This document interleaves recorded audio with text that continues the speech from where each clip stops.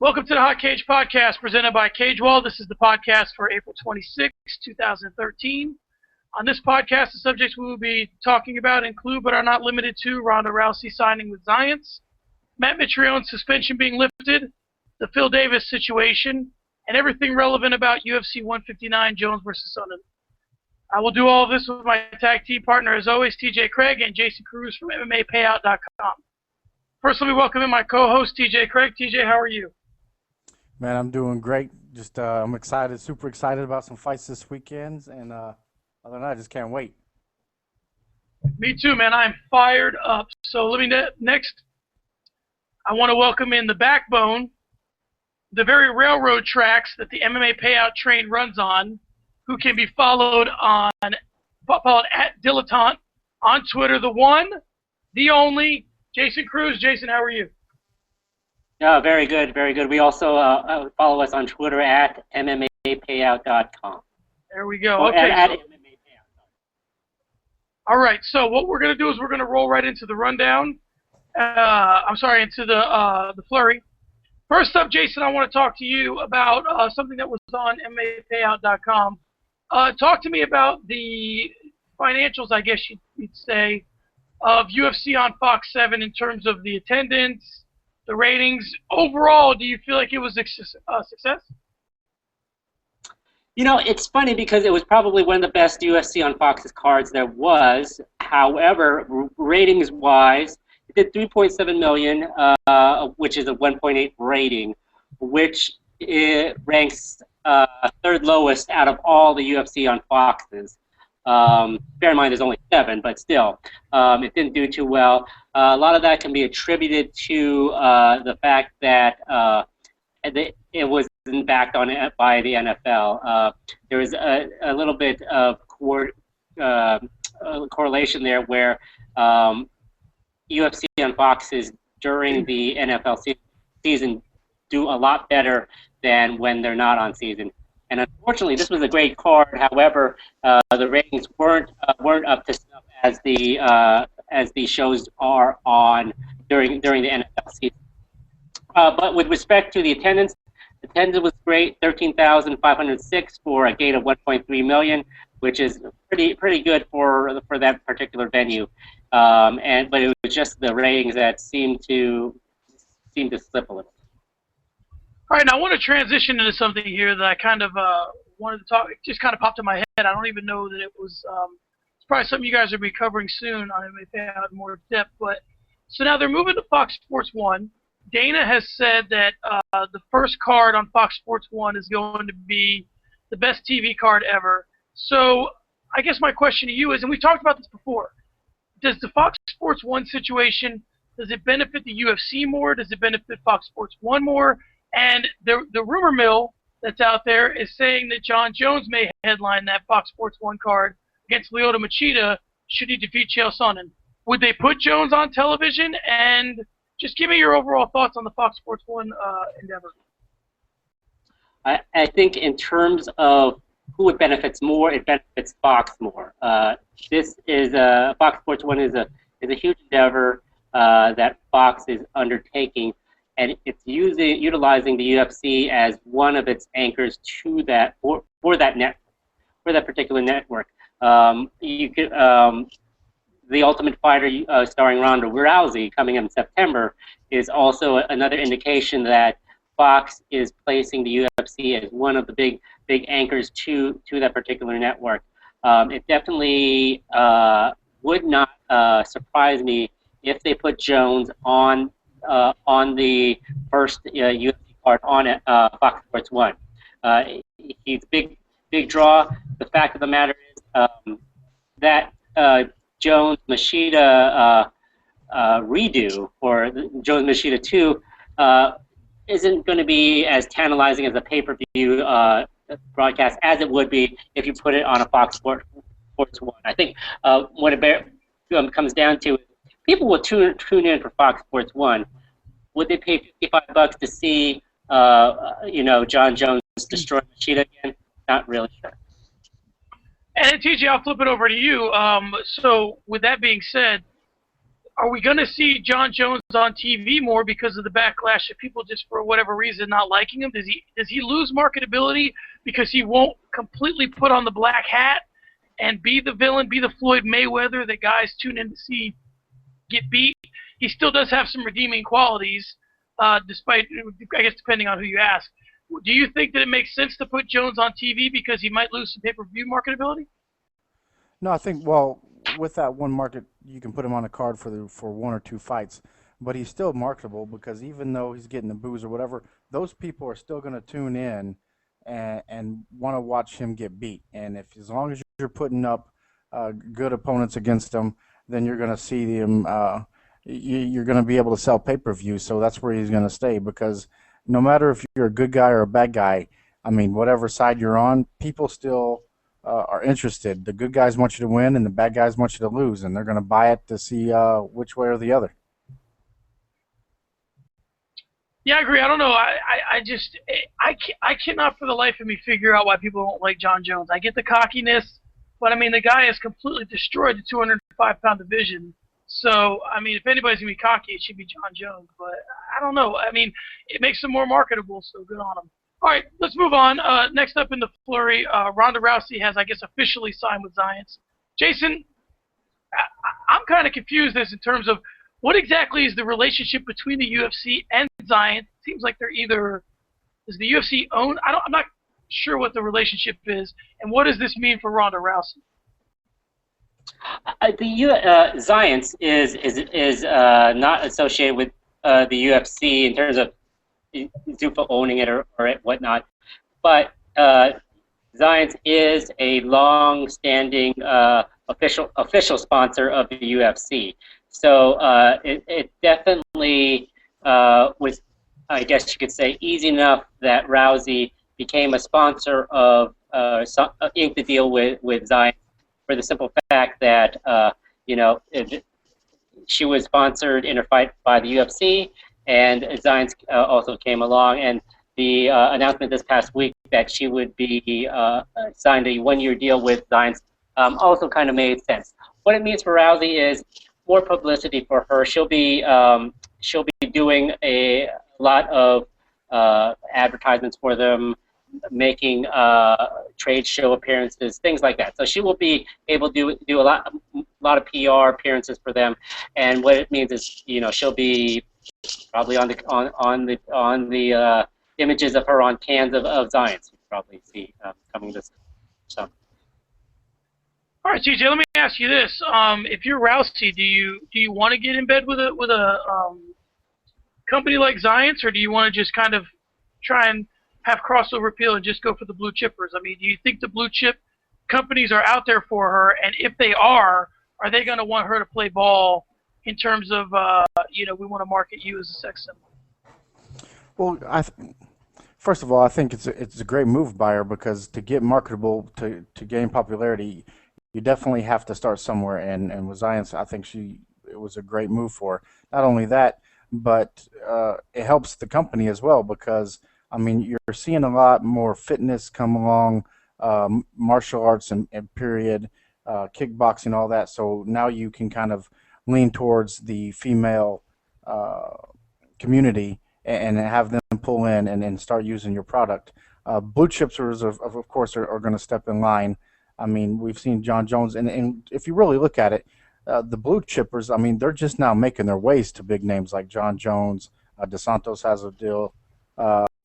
So now you're seeing the blue chippers pick up the guys, and then she'll be probably right behind them. And when it's time, like this one-year deal, it'll probably take about that much time for the blue chippers really to line up with her because it still needs to be established for women's MMA. But once it does, she'll definitely get that run.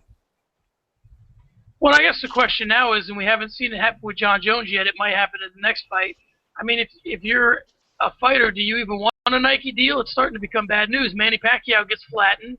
Dos Santos gets, he gets figured out once he gets his Nike deal. If I'm Ronda Rousey, I'm cool with Xyience, man. Chuck Liddell used to have Xyience, and he was doing all right, during his title run. So I don't know. I don't know if the blue chippers, if anybody should be running to a Nike deal. All right, so next up, moving on in the flurry, I want to talk to TJ first about this. Matt Mitrione had a very short-lived suspension, if we'll call it that. He is now back in the UFC. He's scheduled to fight Brendan Schaub at UFC on Fox 8. And he reactivated his Twitter just in time to call out John Jones at heavyweight, calling him a coward. I have two questions for you. One, what are your thoughts on the fact that he was suspended and fined, but the suspension was pretty short. What are your thoughts on that?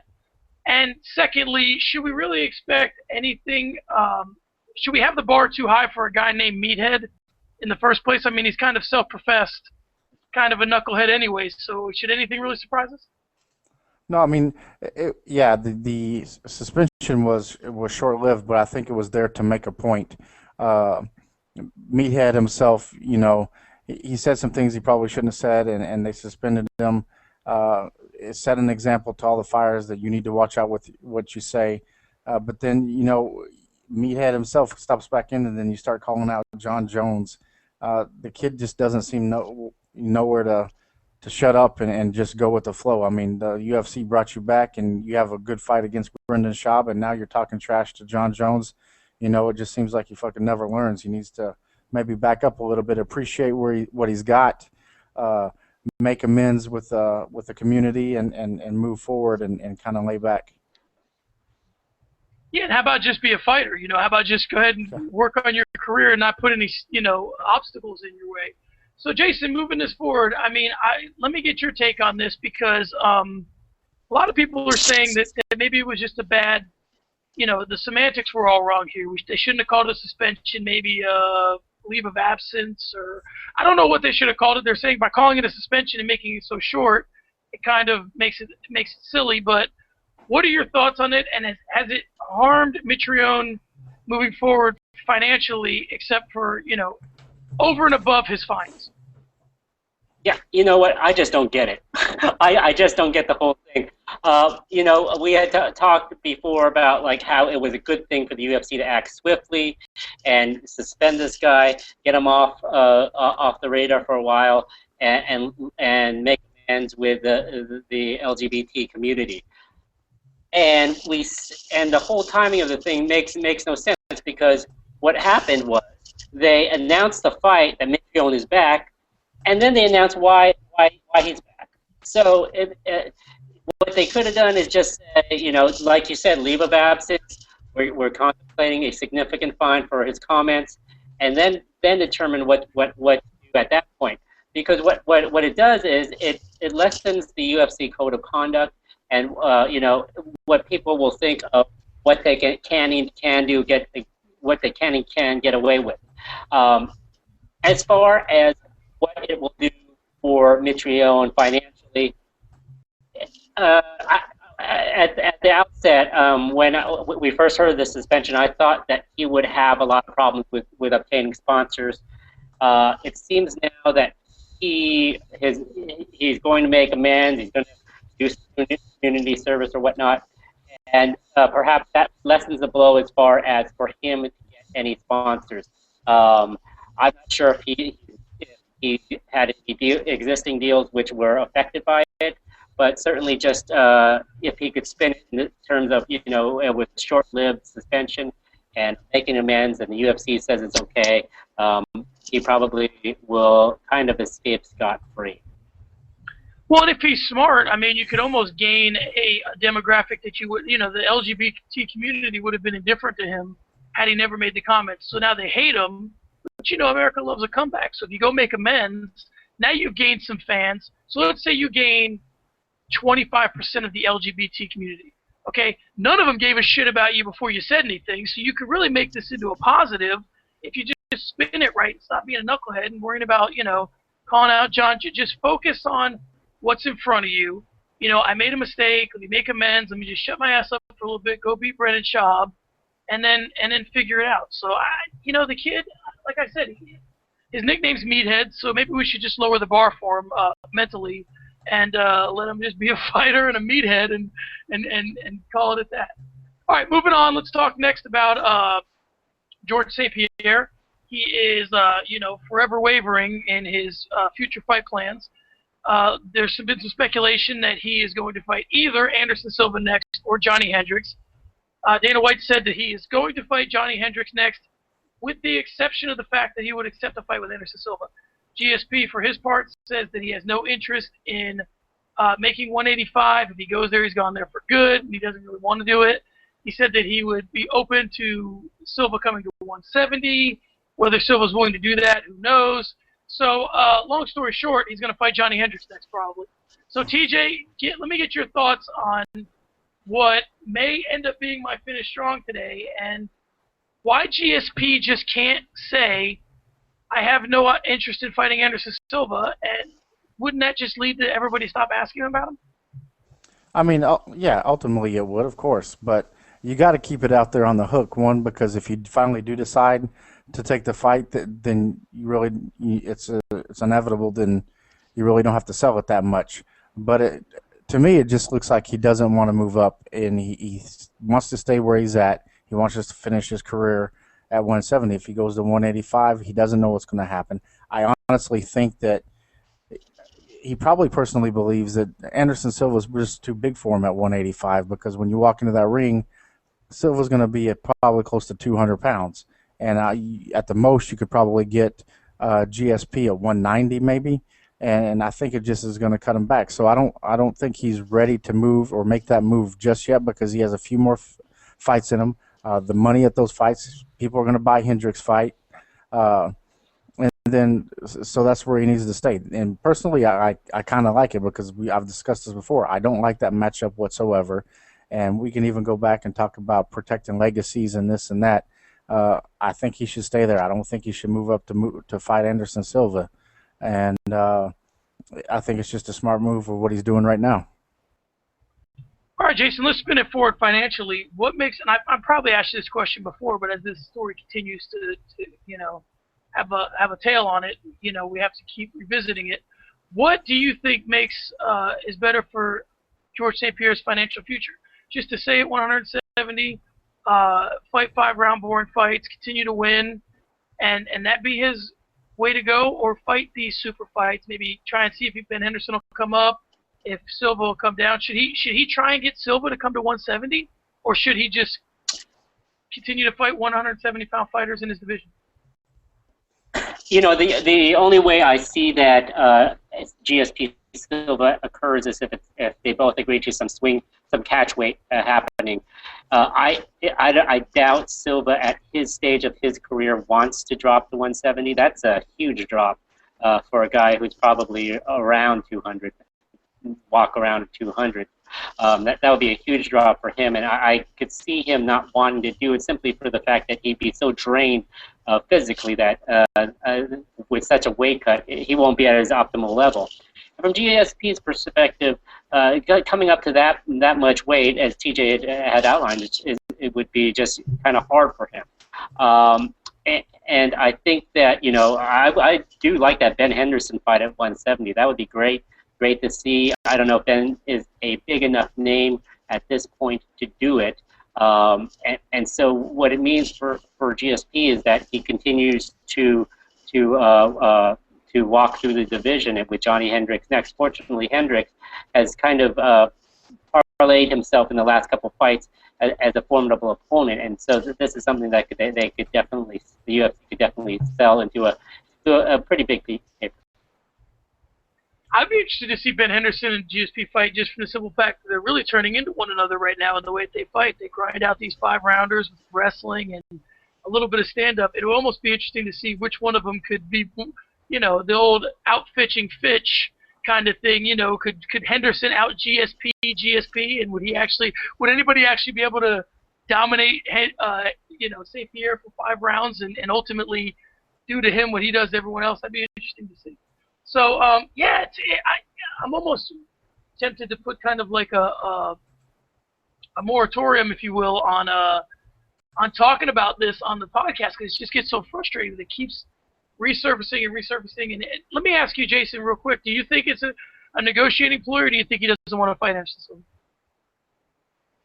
Silva? I think that he is. I think it's a little bit of both, because definitely a GSP Silva match will be a huge we're talking about. I would suggest it would do well over 1 million of pay-per-view buys.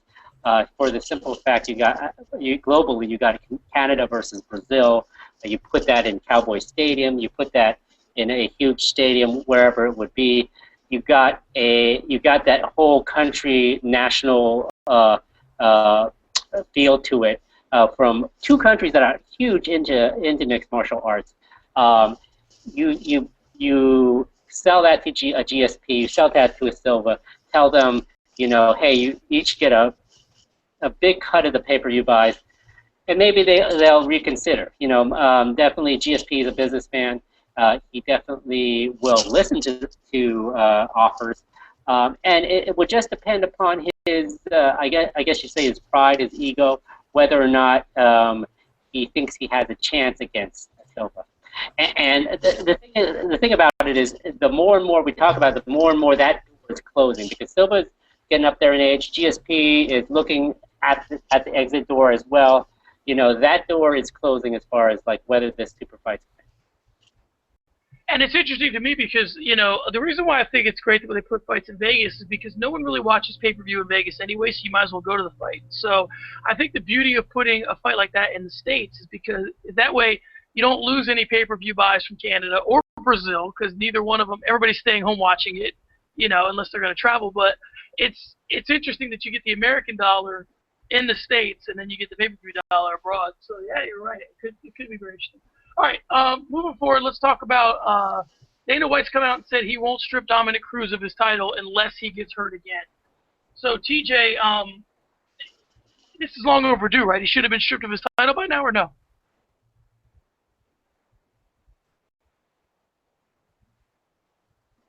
It's been a long time, and I think he should have been stripped. It's been a long time coming. He's been out for a really long time.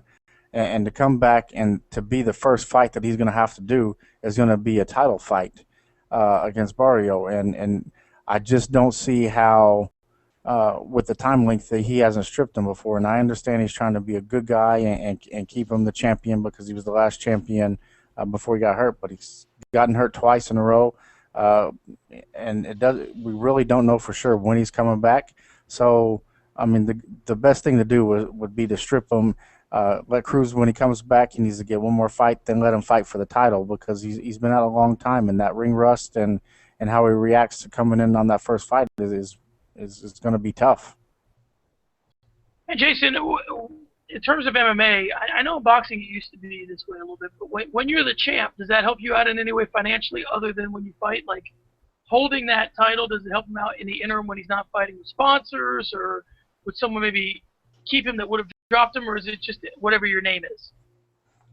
It just depends. And the funny thing is that he's actually still picking up sponsors. He's doing some NASCAR appearances.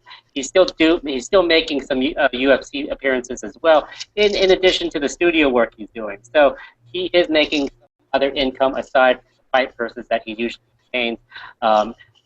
It also depends on what type of sponsors he has. He could still make the signature, autograph sessions or appear at a BJJ seminar or something like that. So there's still that type of income he could make. As far as sitting at home and obtaining, as far as like being in the ring and obtaining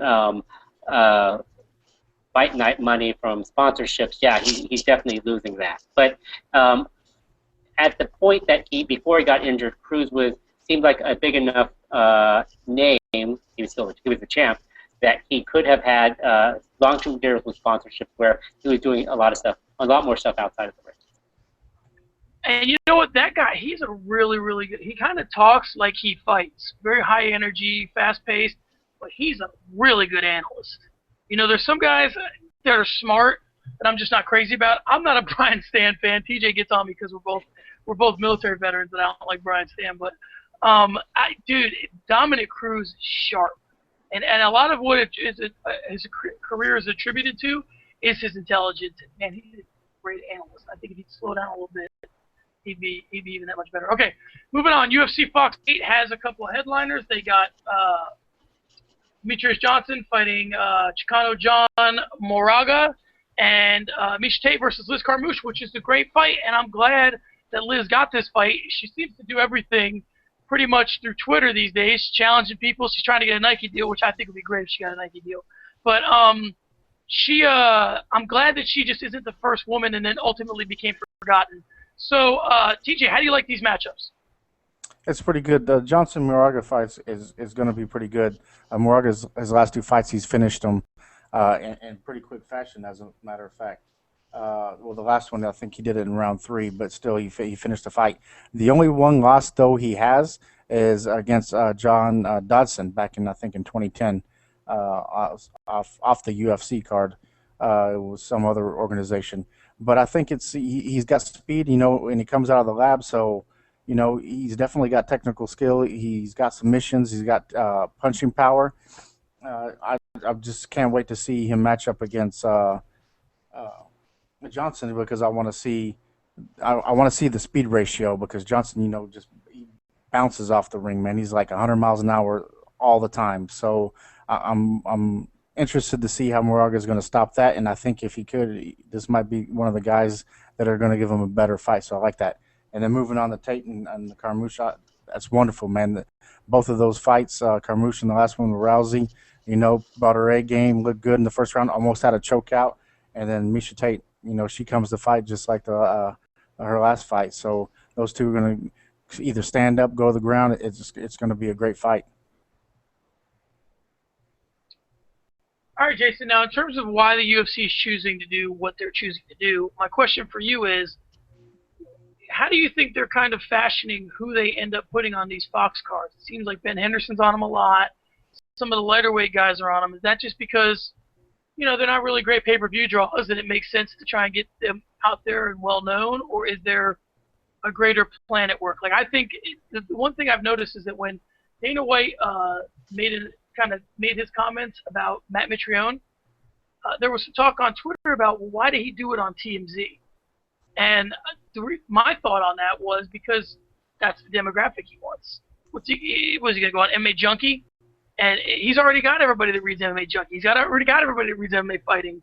He needs to go on TMZ, Rachel Ray and all. He wants to get. So I'm wondering, what I'm saying? Like, there's a demographic that he seeks, and it's, 20-year-old chicks that read TMZ. That's why there's men and women in the house. I mean, am I way off, Jason, or is there some validity to what I'm saying? No, I think there's definitely validity to what you're saying.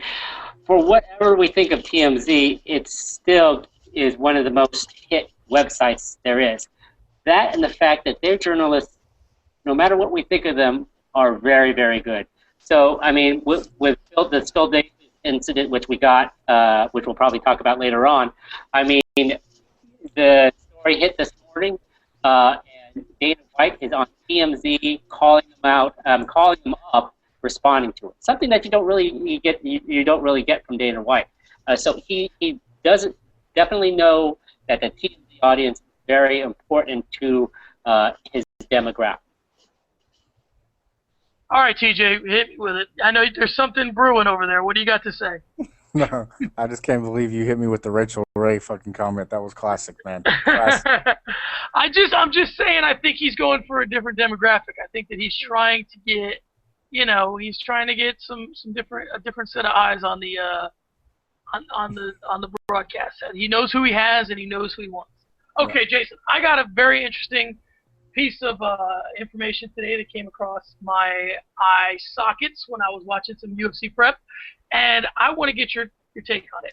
I was watching one Chael Sonnen. He was on Dan Le Batard is highly questionable, and they were talking, and he said that he received $8 million for his fight with Anderson Silva, and if all goes as planned, he'll receive $10 million for John Jones. Now, is this Chael Sonnen being Chael Sonnen and just saying, I got the biggest arms in the world and blah, blah, blah, blah, blah? Or is this legit? I mean, is he getting paid that kind of money for these fights? I think Chael Sonnen is selling some wolf tickets.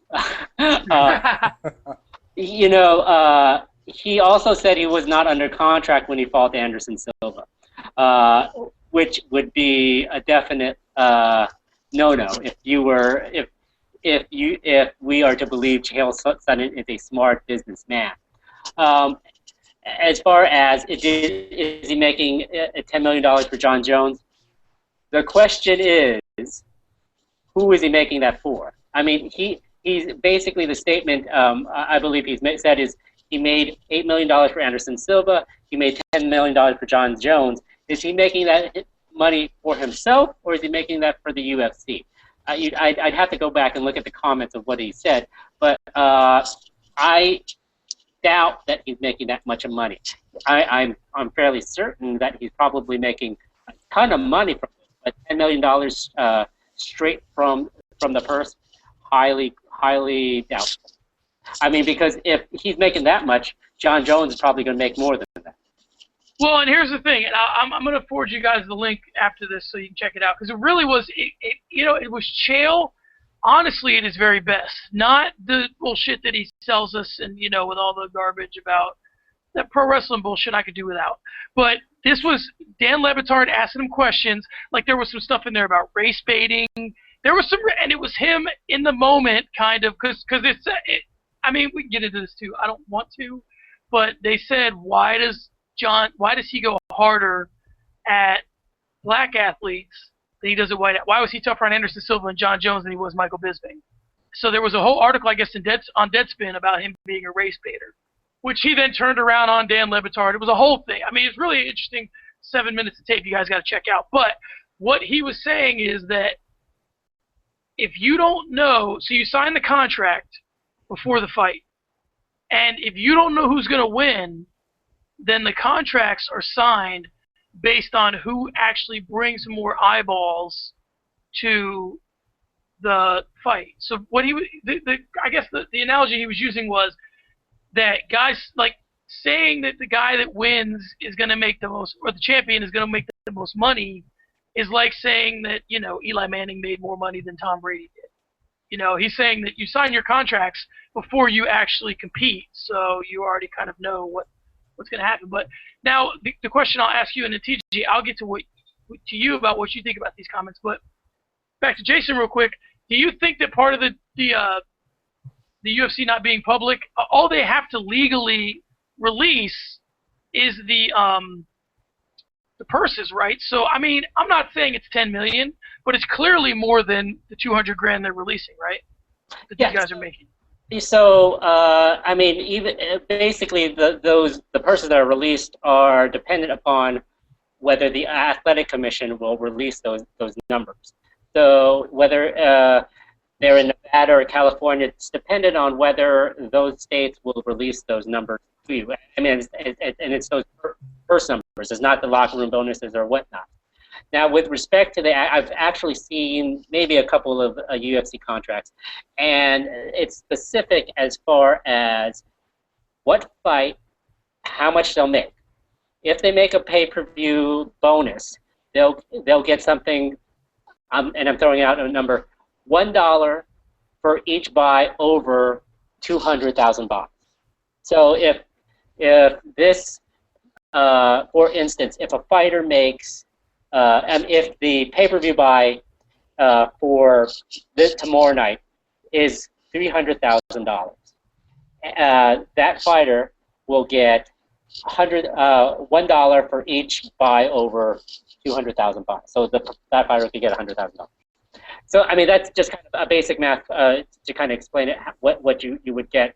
So as far as whether or not Chael could make $8 million for an Anderson Silva fight, he could have a contract that says he will make $8 million for his fight against Anderson Silva. And I mean, that may be, I mean, if that were to occur, people would probably ask Chael who his agent was, because everybody would be going to that agent. Because I mean, it's just, I mean, and just but for the fact that he would also, that would have to be revealed to the commission if he's making that straight money off of the purse. And if that's revealed, then you would see that he'd be making $8 million.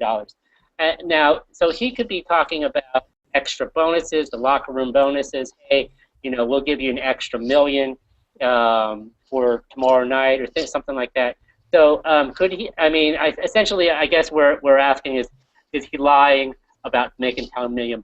Well, you know, he could be including bonuses or whatnot from what the Zuffa is giving him on top of what the person.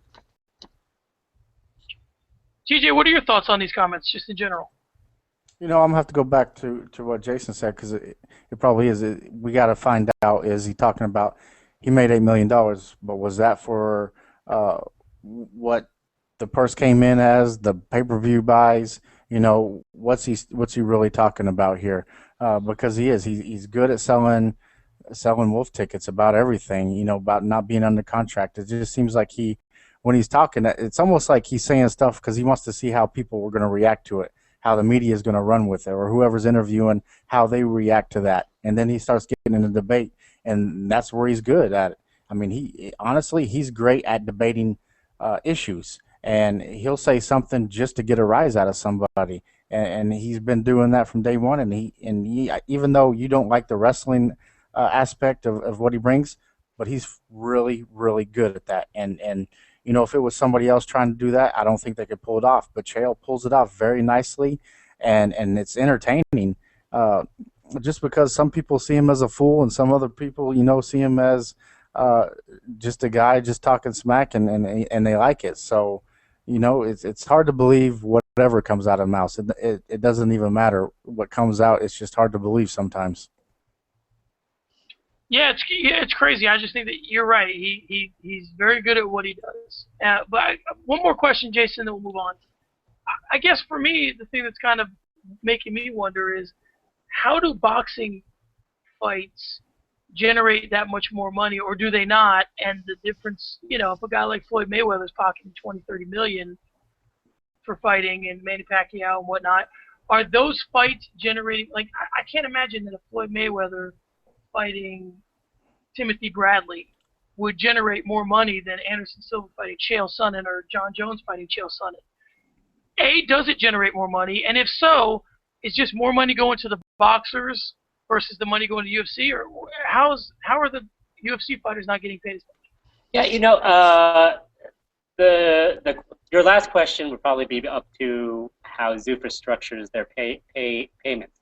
But if we're talking about the boxing situation, the Mayweather is just a little different because he has his own promotional company. He doesn't go through Golden Boy or Top Rank. He works with Golden Boy, but as far as what he does, he basically fronts the money for the marketing of his fight, and he makes the rest of his money through everything else. So whether it's concessions, the licensing from the global pay-per-views, from the domestic pay-per-views, from the closed circuit, he makes a percentage off of each. Mayweather, no matter what I think of him, one of the shrewdest businessmen ever, and that's why he makes tons of money, because he owns he gets a percentage off of everything. And basically, that's how boxing is basically structured. That's why you see a guy like Nonito Donaire, who most of us don't really know, make $1.75 million on a couple weeks ago at a fight in Madison at Radio City Music Hall. I mean, and that's a guy who's a lower class fighter, lower weight fighter that most of us don't even know, and he's making $1 million. And you got a guy like who we'll talk about later on, like Nate Diaz, who just came out making $15,000. It seems like there's a huge disparity, but I mean, obviously, boxing structures as far as how it promotes its fights and how it markets its fights is definitely different than how the UFC is, and a lot of it has to do with the pay-per-views of boxing and also the television contracts of boxing. HBO and Showtime are now in a proverbial war with the boxing promotions. So that's a little different beast from what the MMA is going through right now. So eventually, hopefully, we'll see if I can get paid for boxing. Yeah, I want to jump in on that too, because you're right. He is very intelligent, because not only get a cut of everything, but he gets a large cut. It's like when he fights somebody, it's like a 90-10 split or an 80-20. and he's taken the gist of everything out of everybody's pocket. I mean, when the contracts come up, Floyd Mayweather, you can call him what you like. Jason said, call him what you want to, but the kid is smart because he pulls it off a 90-10 or 80-20, and he's bringing all that money in, and then that's where it's exploding. Yeah, and like I think I had tweeted, like his fight next week is going to be $70 in HD for the pay-per-view, and he's probably taking home $50 of that. Yep. So, okay, my question, though, with a real short answer, and we'll move on, Jason, is so that money, the UFC is getting the money that Floyd Mayweather is getting, right? It's the same money, right? It's just the UFC gets it versus the fighters. Essentially, yeah. I mean, that could be explained a little more, but yeah, essentially, yes. Okay. All right, so let's next up, kind of wrapping things up here in the Flurry. I want to talk about the Phil Davis situation. It came out today. It's not a pleasant situation at all, and it's even worse that it kind of happened pre his, on the not on the heels, but before his fight.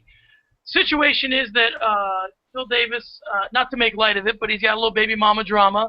His baby's mother has said that he is a violent guy, and there's some domestic violence, and she's kind of suing. She's even said, which is a real interesting part of this, and I want to get your take on this, Jason, is that she thinks that the cause of his violence is the fact that he's a fighter.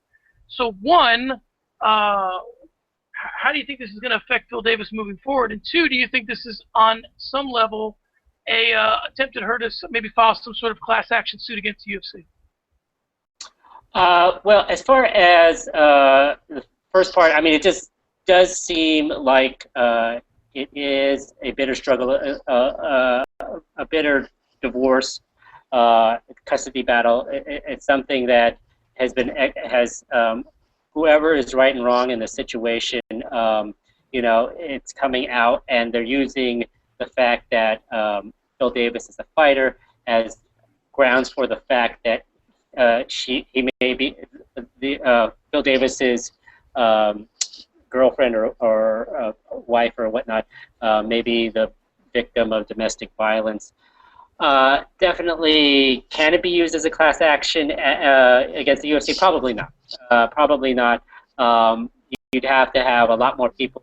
No, what I meant, I'm sorry, I misspoke. I meant civil lawsuit. Oh, civil lawsuit. On her part. Yeah, I would say that she would have to show that he hit her, and definitely could she sue the UFC? It's unlikely because without getting it's too legal about it, she'd have to show that the UFC trained him to do these things, and the UFC did not per se train him to do those things. He was a wrestler before at Penn State, so he was involved in other types of combat sports before he even got into the UFC. So for her to sue the UFC would probably would not be able to happen. Could she use the fact that he's a UFC fighter to prove that he's a violent person? That could. And TJ, speaking of who trained Phil Davis, when I was on Twitter today, I will give credit, I guess, where credit's due.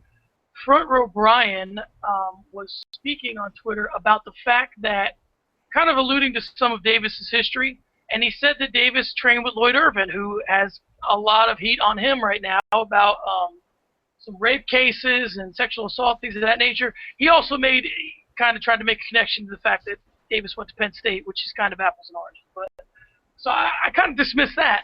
But how do you think that the fact that this is going on with Davis, does the Lloyd Irvin connection there make any sense, or are these just two guys that happen to know each other that potentially did some scandalous shit here, and it's just a coincidence, or does this damage Irvin any further? I mean, yeah, it's probably more of a coincidence, but it doesn't help any, definitely. And with your comparing both of them, I mean, with the rape cases, and then this is going on, basically, if you're Phil Davis, you have to cut all ties with it if you want to move forward, because with the domestic abuse, I mean, he's going to be out in the public now. however bad it gets, I could probably even see in the UFC maybe even cutting him or letting him go or putting him on suspension until he deals with all of his legal matters.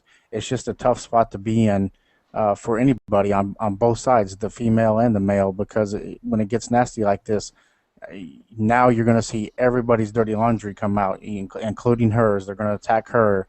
They're going to attack Phil Davis on the other side. So this is going to get much worse before it ever starts to get even better. So how they react, UFC is probably going to have to take a stand. I'm sure they're already talking about it. They already had him signed for a fight, but after this fight, you might see some reaction to the action, right? To see what they're going to do with Phil Davis. Yeah, it's just a real bad situation. You hope for the sake of Phil Davis. Well, I mean, you hope for the sake of her as well that this is not, this is just, I don't want to say that she's lying, but you just hope it's just a bad situation all the way around. You just wish there wasn't the case.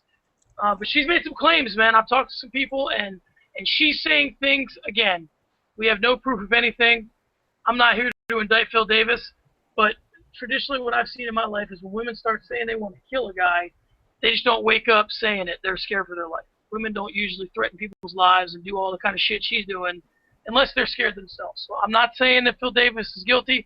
I have no damn idea, but it's just, it starts to read a certain way, and I'm not the only one that's going to read it that way, I think, in the public eye, and that's going to hurt Davis moving forward. I mean, you think Matt Mitrione has problems with women's groups, man. Phil Davis is looking at some problems with women's groups. So, all right, moving on, we're going to get to our stock up, stock down, presented by Jason Cruz of MMA Payout. You can follow him again at Dilettante and at MMA Payout. So, Jason, let's give the haters their shot, and we'll go start with stock down. So first, number 5 in stock down was Miles Jury.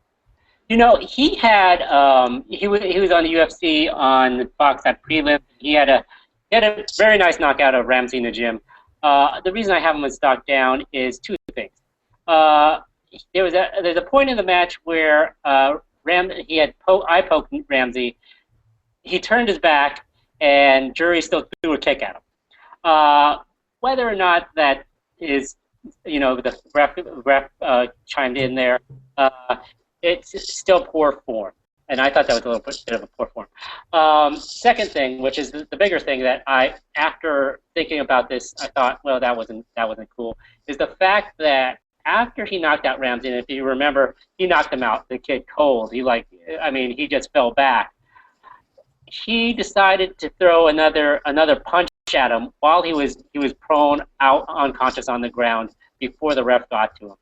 That's one of those things where, yes, it's legal, but still poor sportsmanship to throw a punch at a guy who obviously was unconscious. So he gets a stock down for me, albeit the knockout would probably stock up, but the reaction afterward probably stock.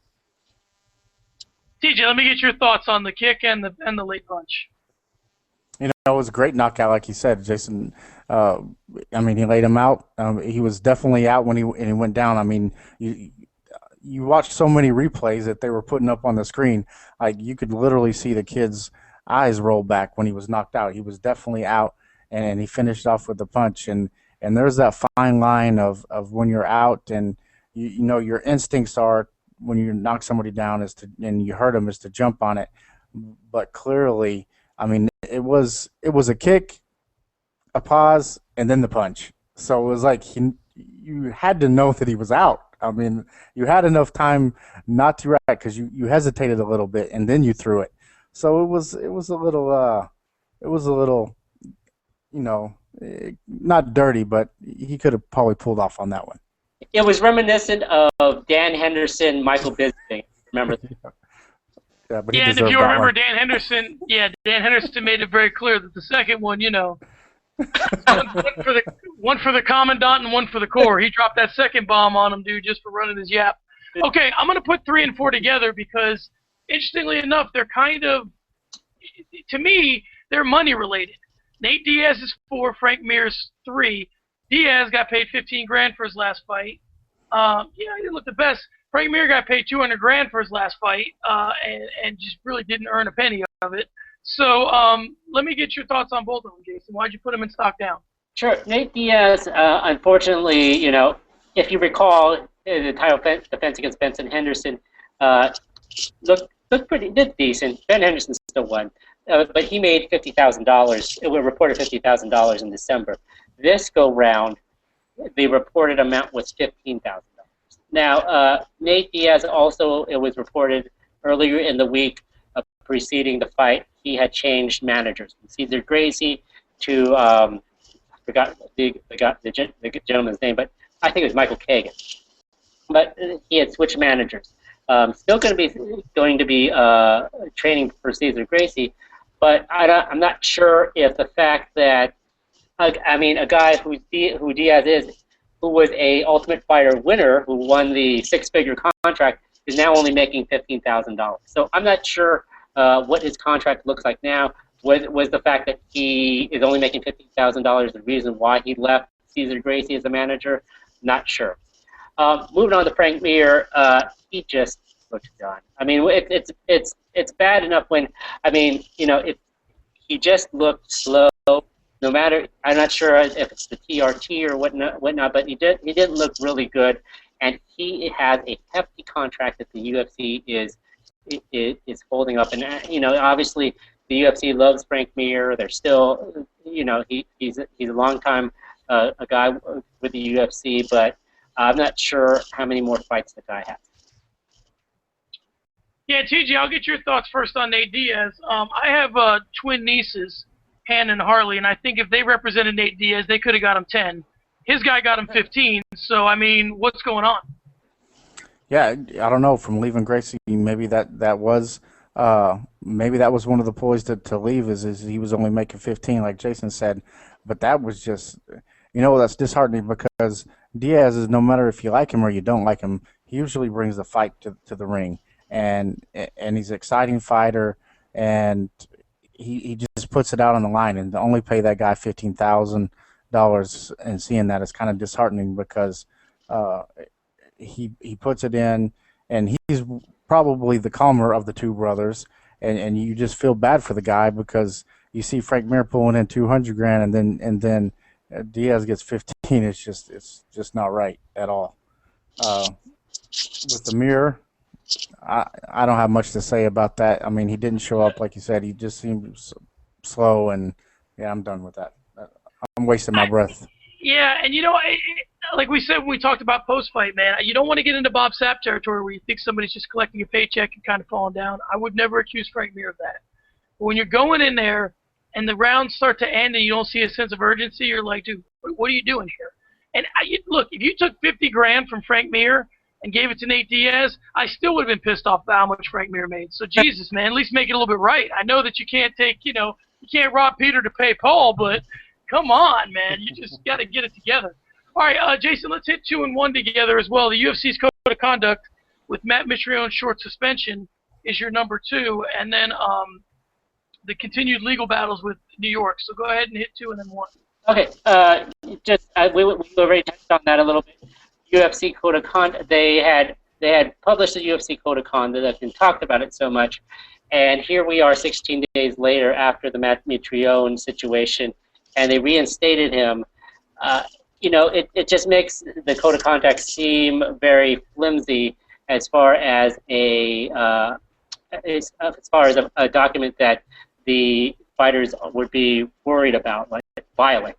So, I mean, the fact of the matter is that Mitrione served a very short suspension, and you know, I'm not sure how much the UFC code of conduct holds weight based on it. With respect to the New York legal battle, just, I mean, from the legal standpoint, there had been initial indication that there was going to be a settlement in it in the New York battle to allow a professional MMA in the state this year. I've learned from sources that the New York Attorney General decided to pull out, cancel the settlement conference, stating that they would not allow professional mixed martial arts by any means in the state of New York. So, you know, that legal battle is going to be a prolonged situation. They're still trying to dismiss the case, Zuffa's case, And as far as the lobbying efforts go, you still have the Culinary Union lobbying against Zuffa, and Zuffa trying to spend money to lobby in New York.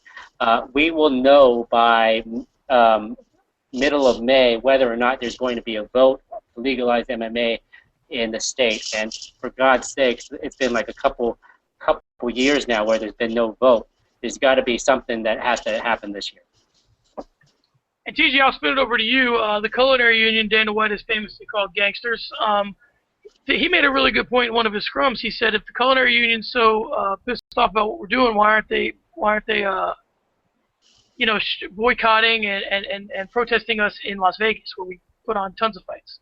Why is it just New York? Why are they trying to halt this thing? So my question to you, and you can touch on Mitrione if you want, we kind of talked about it earlier, but what do you think about the New York situation? Do they just kind of continue to fight the good fight here, or do they just kind of let it go?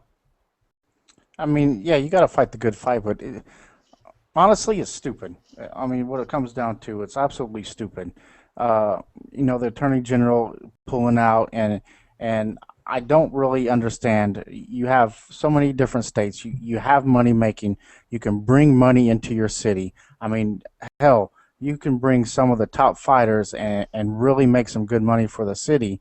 And it's not this, I believe they call it cockfighting and gladiators and stuff like that. I mean, get with the times. And, it's supposed to be, power for the people.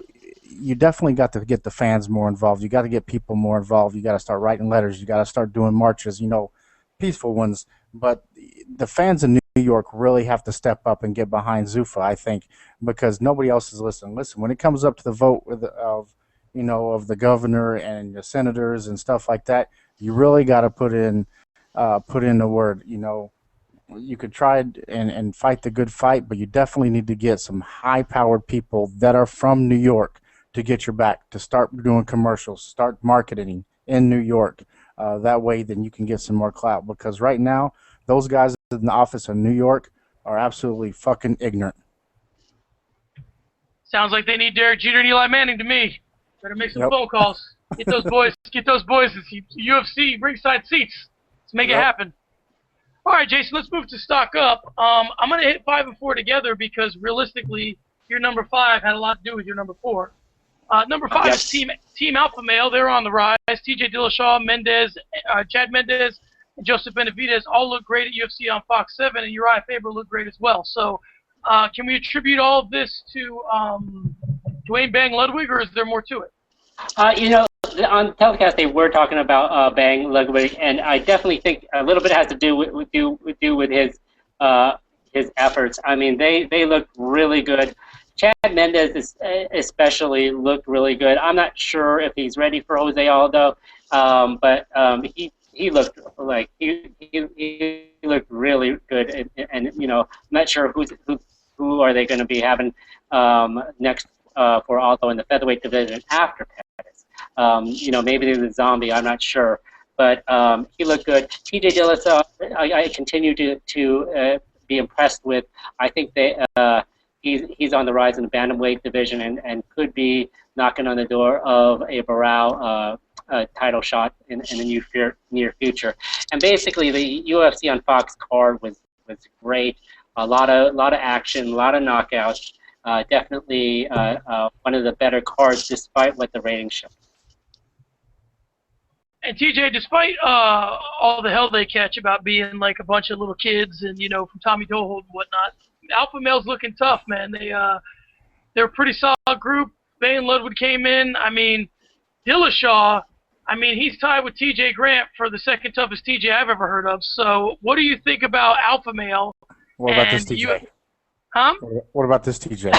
You're number 1, man. I said they were tied for second. Okay. Come on. Okay. Okay, so listen, talk to me about Alpha Male moving forward. Are these guys all pretty much poised for title shots in their divisions? Mendez and ultimately Dillashaw is probably the one that they're probably going to hold back a little bit and let him get a couple more fights before they move him up, which I think is a great plan because he's starting to build up momentum, get him a couple more fights, and he could probably be in the title hunt as well. But then you got Uriah Faber that's going to be right there, and so it becomes, okay, who gets the title shot? Who are we going to push more here? Uriah Faber's getting kind of, not getting older, but he's getting up there, and so you're going to probably push him first, and then bring up Dylan Shaw right behind him. But Mendez looked great. Team Alpha Male is just like Jason said, they were fucking dominant, and their stock's way up because the way the performances they put on that card were phenomenal. I mean, they weren't coming out there, to sit on anything or even try to get a submission. All three of those kids were bringing a fucking knockout to the ring, and I'm telling you, they had to have a bet in the back and said who was going to get the fucking quickest knockout because they were all going for it. So they look good, and I do say Dwayne Ludwig has brought some fire back into the Team Alpha Male, and you can actually see that those guys are having a great time fighting. It seems like they're closer than ever, and they're doing good shit.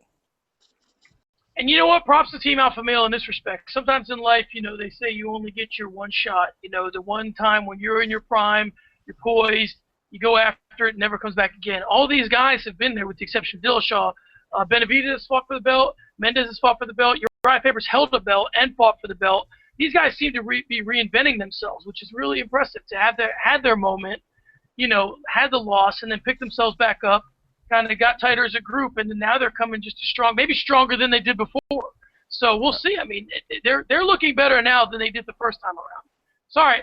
Next, Jason, we're going to hit 3 and 2 together because I'm gonna try and draw a parallel between the two of them. It's really not an apt parallel because your number 2 is a little bit further than your number 3 is. But there goes an old saying, who do I got to screw around here to get a drink? Who did Josh Thompson and Matt Brown got to screw around here or beat around here to get a title shot? I mean, Matt Brown's a little further, but Josh Thompson earned a fight against Ben Henderson, did he not? Oh yeah, I definitely think that Josh Thompson is going to skip the line. As far as having to wait his turn, I haven't seen too much of Josh Thompson, and I was completely impressed with his skills. And all you have to know is he knocked out a Diaz brother, and that's that in itself was, I mean, he had Nick Diaz throwing in the towel. That's something it's almost sacrilege to hear, and he set the kick up just perfectly, and then he finished them off, and I was completely impressed with the performance, and I definitely think, he got co-KO of the night. I definitely think that after whoever Henderson beats, whether it's Maynard or Grant, he should be, oh man, I want to say he's next, but if Pettis loses and drops back down, that's still an alluring fight. So whatever's being said, Thompson should be like straight to the second or third of the line. Now, as far as Matt Brown goes, Jason, obviously he's not in line for a title shot like Josh Thompson is, but this guy just keeps, he's starting to put together I think I've said this in the past, a Clay Guida type career where he just derails the would-be hopes of prospects. He did it with Jordan Mean, albeit a short notice Jordan Mean. But, what do you think about Brown? I mean, can he go on a run, or have we already put Matt Brown in this box where he's not a contender? I was impressed with him in the Ultimate Fighter, and I was kind of disappointed with his initial outset when he started in the UFC. So these last couple fights have shown what I saw of him as an Ultimate Fighter, just a badass. And I definitely thought he took a lot in those couple rounds with the Mean fight, and he came after him, and I thought that was, he stalked that guy down, and I thought Jordan Mean was going to win that fight. So definitely Matt Brown, he's building up a resume to, we'll see how he does in the next couple fights, but these past couple remind me of how good he was when I first saw him. All right, TJ, talk to me about Josh Thompson and Matt Brown. The highest compliment that I can pay a fighter, from my perspective, no matter what you do, how great you are, whatever your skills are, if I look at a guy, if you ask me about a fighter, and I say, man, that fucking kid's nasty. That to me is just a guy that's destructive and just takes dudes apart. And in this last fight, Josh Thompson and Matt Brown were nothing short of nasty. So talk to me about the two of them. And Matt Brown even withstood some. He thought he was going to get finished by me and I think with a body shot. Talk to me about these two guys. I mean, what do you see from them moving forward? Let me start with Thompson, because we can't forget that he's fought Gilbert Melendez 3 times, and he's lost 2 of those 3 times to Gilbert Melendez in Strikeforce. So we have to keep that on the back burner, because not only, I mean, those were some close fights, but ultimately Gilbert Melendez, had his number and could pick him off. And so, but when Thompson came over to the UFC, he definitely made a statement beating the Diaz brother and having the other one throw in the towel. So it was definitely a step up. Maybe it was emotions. He's the one, how they were talking about people coming over and having the jitters. I mean, but Thompson's been in the UFC, and his return was exceptional. But let's not forget what he's done in the past. One fight just can't catapult you up, and so I'm going to have to play the devil's advocate. I'd like to see him fight for the title, but it's definitely he's got his weight his turn, because you still haven't sold me because of the losses that he had to Melendez. Now with Matt Brown, he's on a 5-win winning streak, and he's looking great. I mean, he's throwing. He goes to war. I mean, I don't even know the Immortal. I mean, perfect nickname for the kid. Because he just brings it, and he presses the fight so much that it makes you feel uncomfortable if you're fighting him. People get out of the realm when Matt Brown starts pushing you, and if he can control that, he takes you out of your game. He makes you stand with him, and most of the time you're going to lose that battle. So I am pleading the guys on. If it was anybody else, if we were talking about who was on a 5-fight win streak, would they not be in the title hunt? I mean, in any class, because I think we would be. And now they're kind of throwing him to the side. You're not really hearing him talk. And we're pleading for this guy just to get a top 10.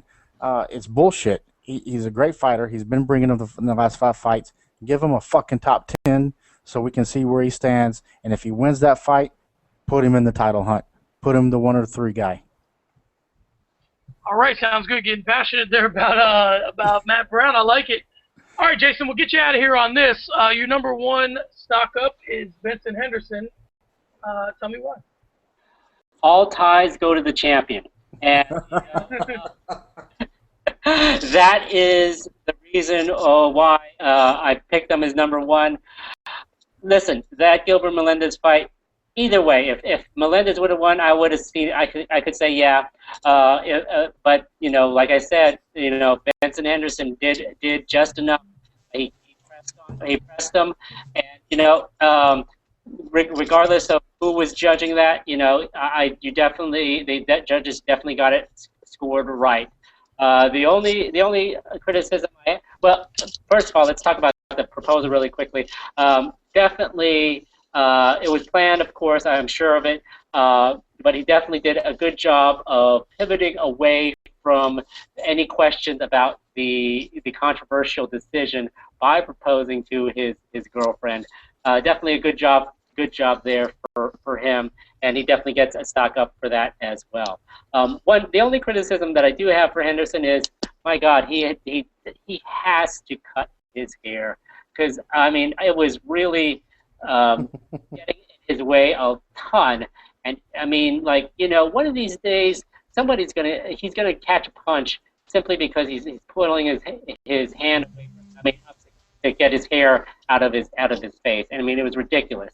But with that being said, we're starting to see a superstar emerge from the lightweight division, and I mean my goodness, I don't know about the next fight between Maynard and Grant, but for the love of God, you've got to put him back in with Anthony Pettis sometime soon. I've been waiting on that rematch ever since the WC, Henderson came over. You gotta put Benson against Pettis, Pettis sometime soon. Hopefully get it by Christmas. So anyway. All right, TJ, let me get your thoughts on Benson Henderson. Larry Pepe, who we're going to have on in the very near future, brought up an interesting point when I was listening to his podcast. He said that after Henderson lost to Pettis, he got a new fire in his belly, and that's what led him to become the champion of the UFC. So, and he says he feels like that fire is maybe disappearing. Where do you see Henderson, taking everything into account? He's our #1 stock up, but what do you see from Benson Henderson? Is he an emerging star? I mean, the kid's a winner, right? Listen, Henderson is like a bad blackjack dealer. You always fucking lose to. You know, the tie goes to the dealer. That's what he is. You know, he's a great athlete. He has great cardio, and he has enough skills to beat you. He doesn't have one dominant skill. He just has a bunch with he can ride his athleticism to get these ties and to win, because he looks like he's the one pushing the fighter. He stays active a little bit more because of it, even though if he's getting caught or if he's really losing it, it just seems like he's going to win. Ultimately, that athleticism is only going to take him so far until he meets somebody that can either match his skill or overmatch it. And right now, the one person that I see doing that is Showtime Pettis, and I definitely wish he would have stayed up, and would have taken the Henderson fight, because I'd much rather see that one, because it's a long time coming. I mean, it was the kick heard around the world, and you got embarrassed in the ring, and I would think if I was Henderson that I would want to revenge that, and maybe he was not doing that because he knows that he needed those fights underneath his belt to get back where Showtime he could compete a little bit better with Showtime, because we were at that fight, and Showtime pretty much controlled that whole fight from the beginning to the end, and that's the fight I want to see. I think Henderson stock up a little bit, but it's just, you know, that weight class right now, I don't see anybody besides Pettis that can really compete with him, just because of the athleticism that Henderson has. Except for Josh Thompson. Okay, so listen, I'm telling you, man, this Thompson, there's something about that kid, man. There's a twinkle in his eye. When he's a super marketable guy, and I'm telling you, they're gonna miss the boat. After he won that fight and he picked up Joe Silva, dude, I'm telling you, that was one of the best. That was, to me, that was almost as good of a moment as when what's his name ran into the crowd, Jose Aldo. Yeah. So, Man, I'm telling you, you're drinking the Kool-Aid, bro. You better lay off the sugar. You're putting too much sugar in that Kool-Aid. We'll see. I think Thompson's legit. Okay. So all right, MMA fans, if you were an MMA dummy before, you are no longer, and the man you can thank for that is Jason Cruz. Jason, you can be followed at Dilettante. You can be followed at MMA Payout. We thank you for your time, and as always, I will tell anyone that will listen, with all due respect to the rest of the people at MMA Payout, you are the engine that drives that site, and we hope to see you soon. Hey, thanks a lot for having me again, guys, and I could go to bed with a smile on my face. Thanks a lot. All right, Jason, take care. Okay, take it easy.